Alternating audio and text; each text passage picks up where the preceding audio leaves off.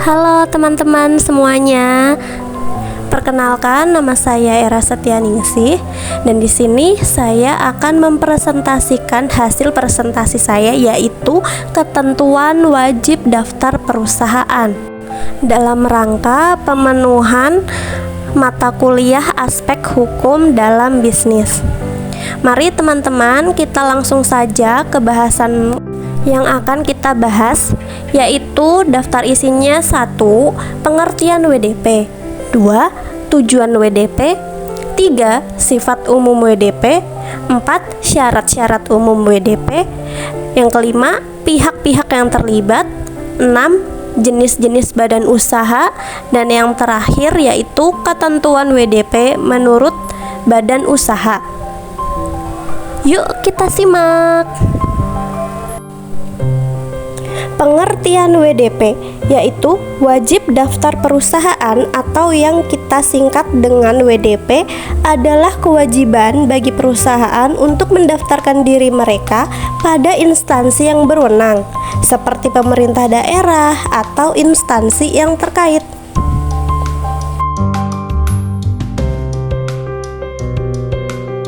Selanjutnya ada tujuan wajib daftar perusahaan.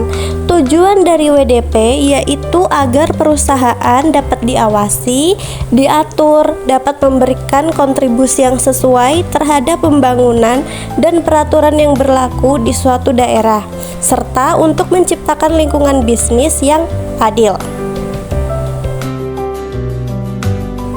Lanjut, sifat umum wajib daftar perusahaan, yaitu wajib daftar perusahaan bersifat terbuka.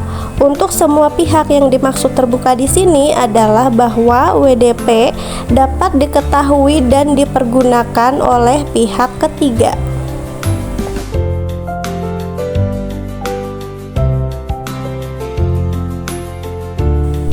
Lanjut kita ke syarat-syarat umum WDP. 1. Ada dokumen pendukung, yaitu menyertakan dokumen resmi perusahaan seperti akta pendirian, identitas pemegang saham, dan lain-lain. 2. Lokasi usaha, menunjukkan lokasi atau alamat lengkap tempat usaha. 3. Kegiatan usaha, menyajikan informasi tentang jenis usaha yang akan dijalankan. Yang keempat, memiliki nomor pokok wajib pajak untuk pemenuhan kewajiban pajak kepada negara. 5. Izin usaha, memastikan perusahaan telah memperoleh izin usaha yang sesuai dengan jenis kegiatan. 6. Pengurus perusahaan, melampirkan informasi mengenai pengurus perusahaan, struktur manajemen, dan identitas pihak lain. 7. Dokumen keuangan, melampirkan laporan terkait keuangan perusahaan. Dan ke-8, pemenuhan standar keselamatan, yaitu melampirkan standar-standar umum keselamatan yang di lingkungan yang berlaku di wilayah tersebut. Selanjutnya, pihak yang terlibat dalam WDP. 1. Ada perusahaan, yaitu entitas yang ingin didaftarkan atau pihak yang bertanggung jawab untuk menyediakan semua dokumen. 2. Instansi pemerintah, yaitu pihak yang mengawasi dan mengelola proses pendaftaran. 3. Notaris, pihak yang berperan dalam memvalidasi dokumen-dokumen pendaftaran. 4. Konsultan hukum atau konsultan, yaitu pihak yang memastikan bahwa semua dokumen dan informasi yang disajikan sesuai dengan regulasi hukum. Lanjut ke jenis-jenis badan usaha. Berikut jenis-jenis badan usaha di Indonesia menurut peraturan yang berlaku. 1. Perseroan terbatas atau PT. 2. Komanditer Venot Shop atau CV. 3. Firma. 4. Koperasi. 5. Bentuk usaha yang lainnya. Pengertian jenis usaha. 1. PT, badan usaha dengan modal terbagi dalam saham dan tanggung jawab pemegang saham terbatas pada jumlah saham yang dimilikinya. 2. CV, kemitraan yang terdiri dari sekurang-kurangnya 2 orang, yaitu komanditer yang bertanggung jawab terbatas dan yang bertanggung jawab sepenuhnya. 3. Firma, bentuk usaha di mana 2 atau lebih individu membentuk kemitraan dan bertanggung jawab secara bersama. 4. Koperasi, badan usaha yang dimiliki dan dioperasikan oleh anggotanya untuk kepentingan bersama. Selanjutnya, ketentuan WDP pada PT, yaitu proses pendaftaran pada sebuah PT melibatkan beberapa ketentuan umum seperti 1. Dokumen pendukung, 2. Identitas pemilik atau pemegang saham, 3. Struktur organisasi, 4. Laporan keuangan, 5. Pemenuhan persyaratan hukum, 6. Biaya pendaftaran, 7. Proses verifikasi, dan ke-8 pendaftaran NPWP pada karyawan.